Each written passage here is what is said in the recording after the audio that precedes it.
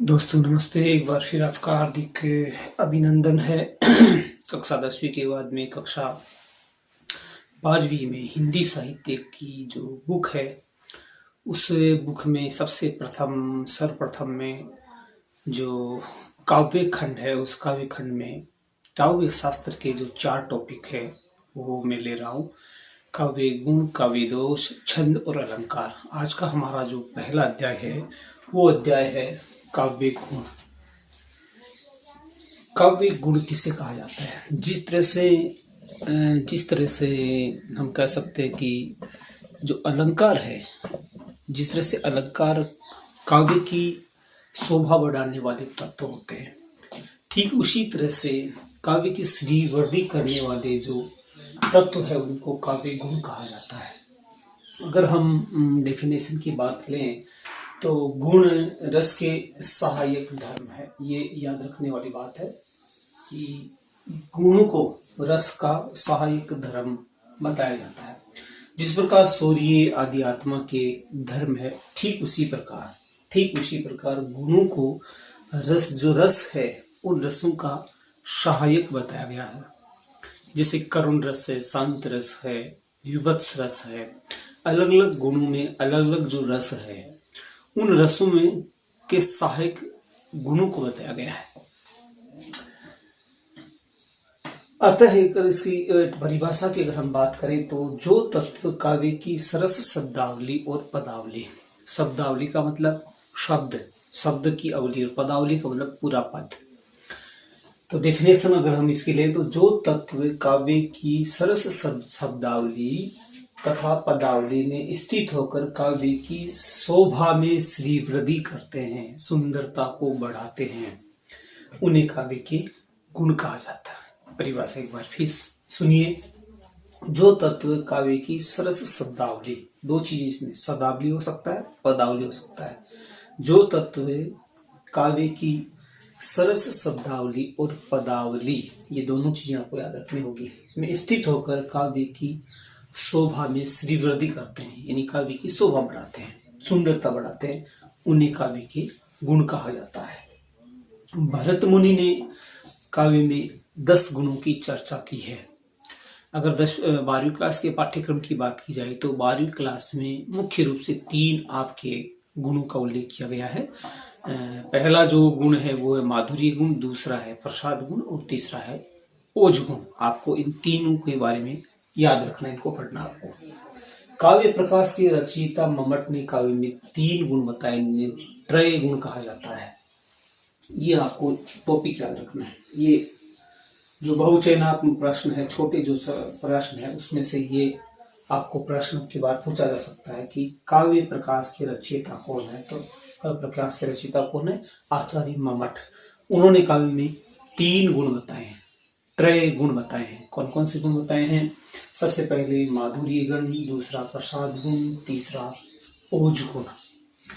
अगर मैं सीधे तौर पर मैं आपको संक्षिप्त में बताऊं तो माधुर्य गुण में मधुरता होती है, यानी जिस काव्य को पढ़कर हमें रस मधुरता का आनंद अनुभूत होती है, हमें द्रवित कर देता है। जो काव्य हमें पढ़ने से हम द्रवित हो जाते हैं, पाठक या श्रोता द्रवित हो जाते हैं, उसमें मधुरता होती है, तो उसे माधुर्य गुण कहा जाता है। दूसरा अगर हम बात लें प्रसाद गुण की, तो मैं इनका विस्तार से आपको बताऊंगा, लेकिन थोड़ा संक्षेप में इनको हम जान लेते हैं। जब प्रसाद गुण की बात की जाए तो प्रसाद गुण काव्य में ठीक उसी प्रकार होता है जैसे एक सूखी लकड़ी होती है, और सूखी लकड़ी को जब अगर हम उसको जलाएं तो तत्काल वह जल उठती है। ठीक उसी तरह से काव्य में जिस काव्य का या कविता का पढ़ते ही अर्थ समझ में आ जाए तो वहां प्रसाद गुण होता है। तीसरा गुण आता है ओज गुण। ओज का मतलब जोशीला। तो नाम से अगर इस शब्द को अगर हम देखें तो इस शब्द के आधार पर हम कह सकते हैं कि उसमें एक वीरता का गुण होता है। जितने भी राष्ट्रीय भक्ति से ओतप्रोत कविताएं हैं, उन सब कविताओं में ओज गुण आपको देखने को मिलेगा। अगर मैं बात करूं मैथिली शरण गुप्त की, मैं बात करूं श्रीधर पाठक की, अगर मैं बात करूं रामधारी सिंह जी दिनकर की, जिनमें उनका कुरुक्षेत्र है तो पूरा का पूरा ओज गुण से भरा हुआ है। इसके अलावा बहुत सारे रचनाकार हैं हिंदी में जिन्होंने ओज गुण से युक्त कविताएं लिखी। तो ओज गुण का मतलब जिस काव्य को पढ़ते ही हमारे अंदर एक जोश सा भर जाता है, हमारी भुजाएं फड़कने लगती है और हमें एक कह सकते हैं कि उत्साह जागृत हो जाता है। तो वह जो काव्य, उस काव्य में ओज गुण होता है। सबसे पहले अगर हम डेफिनेशन की बात करें तो माधुरी गुण लेते हैं। माधुरी शब्द का अर्थ होता है मधुरता, यानी मिठास। मधुरता जिस गुण के कारण रचना में यानी काव्य में मधुरता उत्पन्न होती है, उसको माधुरी गुण कहा जाता है। परिभाषा एक बार फिर समझ लीजिए। जिस गुण के कारण रचना में मधुरता उत्पन्न होती है उसे माधुर्य गुण कहा जाता है। माधुर्य गुण वाली रचना के पठन और श्रवण से, पढ़ने से और सुनने से पाठक अथवा श्रोता, पढ़ने वाला या सुनने वाला का मन द्रवित हो उठता है, पिघल जाता है मन। उसमें एक ऐसी मधुरता होती है कि मन पिघल जाता है तथा वह आनंदमय हो जाता है, आह्लादित हो जाता है। माधुरी गुण, इन तीनों गुणों में किसी न किसी रीति से संबंध है। 3 रीतियां हैं, विदर्भी रीति, पांचाली रीति और गौड़ी रीति। ये भी प्रश्न आपसे पूछा जाएगा परीक्षाओं में। तो माधुरी गुण का संबंध किस रीति से? विदर्भी रीति से। विदर्भ प्रदेश में ज्यादा इसका प्रयोग होने के कारण इसका संबंध विदर्भी रीति से है। तो विदर्भी रीति का संबंध माधुरी गुण से है। ये प्रश्न आपसे पूछा जाएगा। अब एक उदाहरण लेते हैं इसका। सघन कुंज छाया सुखद शीतल मंद समीर, मन वे जात अजो वह वो यमुना के तीर। या यमुना का जो तट है, उस तट के बारे में बताया गया है कि वहाँ शीतल ठंडी मंद मंद धीमी धीमी समीरिन हवा बह रही है, सघन वहाँ कुंज है और सुख युक्त वहाँ पर छाया है। तो इसमें मधुरता या मिठास है, और जिस गुण में, जिस रचना में मधुरता या मिठास का भाव होता है उसे माधुरी गुण कहा जाता है। अगला हमारा जो गुण है वो है प्रसाद गुण। जैसा कि मैंने आपको बताया में अलग अलग दूसरा गुण जो है वो है प्रसाद गुण। जैसा कि मैं आपको इसके बारे में पहले ही बता चुका हूँ। प्रसाद शब्द का अर्थ है प्रसन्नता, किंतु प्रसाद गुण का होना वहाँ माना जाता है जहाँ स्वयं में सुबोधता हो। सुबोधता का मतलब होता है जिस शब्द का अर्थ पढ़ते ही समझ में आ जाए, जो सरल अर्थ वाला हो, उसे कहते हैं सुबोध। अर्थात जिस रचना का अर्थ सुनते ही समझ में आ जाए वहाँ प्रसाद गुण होता है। इसकी चर्चा मैं पूर्व में कर चुका हूँ कि जैसे एक सूखी लकड़ी होती है और सूखी लकड़ी को जैसे ही जलाते हैं तो जल उठती है, ठीक उसी प्रकार जिस रचना खंड को, जिस काव्य को, जिस कविता को पढ़ते ही हमारा जो अर्थ है हमें समझ में आ जाए तो वहाँ प्रसाद गुण होता है। प्रसाद गुण का संबंध पांचाली रीति से मैंने आपको पहले बताया था कि हमने जो पहले जो गुण पढ़ा था वो पढ़ा था माधुरी गुण का संबंध आपको बताया था मैंने। इसी तरह से प्रसाद गुण का संबंध यहाँ बता रहा हूँ मैं आपको। प्रसाद गुण का संबंध पांचाली रीति से है।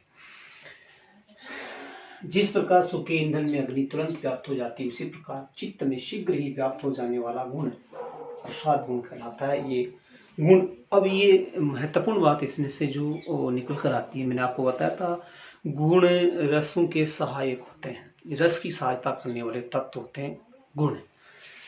तो यहाँ इस गुण में ये जो गुण है कि कौन कौन से रसों में पाया जाता है? करुण रस, शांत रस, वात्सल्य रस, हास्य रस। एक बार फिर सुन लीजिए। यह जो गुण है प्रसाद गुण है करुण रस में, शांत रस में, वात्सल्य रस में और हास्य रस में। इन रसों में इस गुण की व्याप्ति होती है। एक उदाहरण अगर हम लें तो चारों चंद्र की चंचल किरणें खेल रही है जलथल में। सुंदर चांद चंद्रमा है और चंद्रमा की जो किरणें हैं जल और थल में, धरती पर और पानी में, यानी समुद्र में और इस धरा पर सर्वत्र व्याप्त है। स्वच्छ चांदनी बिछी हुई है अवनी और अंबर में, और एकदम जो स्वच्छ चांदनी है वो आकाश में और इस धरा में, इस धरती में बिछी हुई है, यानी उसकी व्याप्ति सर्वत्र है। तो अर्थ जो काव्य है, जो रचना है, जो दोहा है, उस दोहे का अर्थ हमारे पढ़ते ही समझ में आ गया है। तो जो काव्य खंड, जो रचना खंड पढ़ते ही पाठक को समझ में आ जाए, उसमें ज्यादा माथापच्ची न करना पड़े, तो वहां प्रसाद गुण होता है। और इसमें से 2-3 बातें आपको याद रखनी। प्रसाद गुण का संबंध किस रीति से? पांचाली रीति से है। और ये किस गुण के सहायक होते हैं? करुण रस, शांत रस, वात्सल्य और हास्य रस की। और अंतिम जो आपका मैं शॉर्ट में ले रहा हूँ, ओज गुण। ओज शब्द का अर्थ होता है तेज, दीप्ति या उत्तेजना। जिस रचना के पढ़ने अथवा सुनने से पाठक अथवा श्रोता के मन में आवेग और उत्साह उत्पन्न हो जाए, तो वहाँ ओज गुण होता है। ओज का मतलब होता है जोश। जिस रचना खंड को, जिस काव्य खंड को, जिस कविता को पढ़ते ही हमारे अंदर उत्साह जागृत होता है, जोश जागृत होता है, तो उत्साह और ओज या जोश जगाने वाली जो रचना है, उस रचना में कौन सा गुण पाया जाता है? ओज गुण पाया जाता है। ये इसकी परिभाषा है। तो जिस रचना के पढ़ने अथवा सुनने से पाठक अथवा श्रोता के मन में आवेग और उत्साह उत्पन्न होता है, ओज गुण माना जाता है। इसमें कैसे पहचान करें? द्वित वर्ण नंबर 1, इसमें द्वित वर्ण। द्वित वर्ण का द्वंद्व, जैसे ये शब्द द्वंद्व, तो यहाँ पर ये द्वित वर्ण है। संयुक्त वर्ण। संयुक्त वर्ण का मतलब होता है जैसे स, आदो, में और पै और तय संपत्त, ये शब्द है। परस वर्णों का मतलब होता है कठोर जो वर्ण है, कठोर जो वर्ण है, उन कठोर वर्णों वाले रेफ है। रे की मात्रा ऊपर जब आती है तो इसे रेफ कहते हैं। ऊपर जो रे वाले जो ज्यादा शब्द आए तो वह मान लीजिए कि ओज गुण है। लंबे लंबे समासिक पद है, लंबे लंबे समासिक पद है, जैसे वीणा, पाणिनि, अदान, बाहु, दशानन, इस प्रकार के शब्द है। और किसी पद में अगर समासिक पदों की अधिकता है तो वहां पर ओज गुण होगा। मूर्धन्य ध्वनियों का, मूर्धन्य ध्वनि का मूर्धा से जो बोली जाती है, तो मूर्धा से बोली जाने वाली जो ध्वनि है उनको मूर्धन्य ध्वनि कहा जाता है।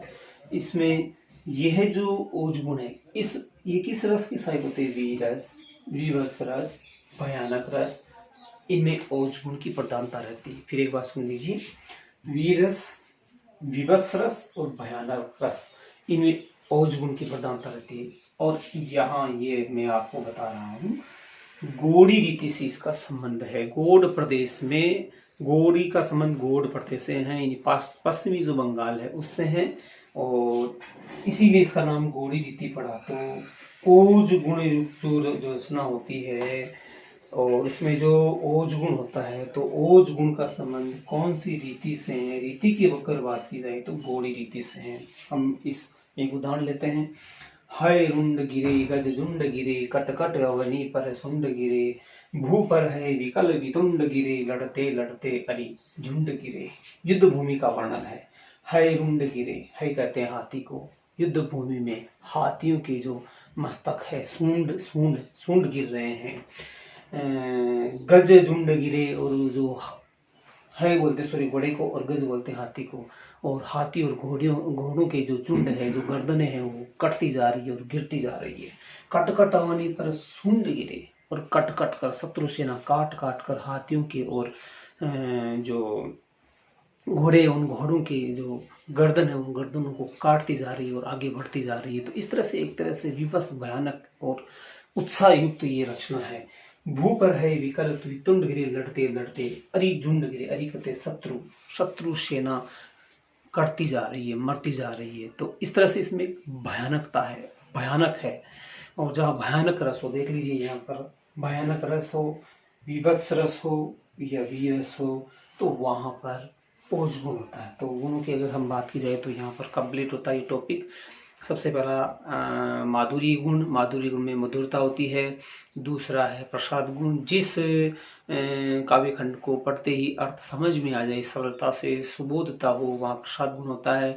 और जिस रचना खंड को पढ़ने से हमारे अंदर जो उत्साह और वीरता का भाव उत्पन्न होता हो, वहाँ ओज गुण होता है। तीनों में अलग अलग रीतियाँ हैं।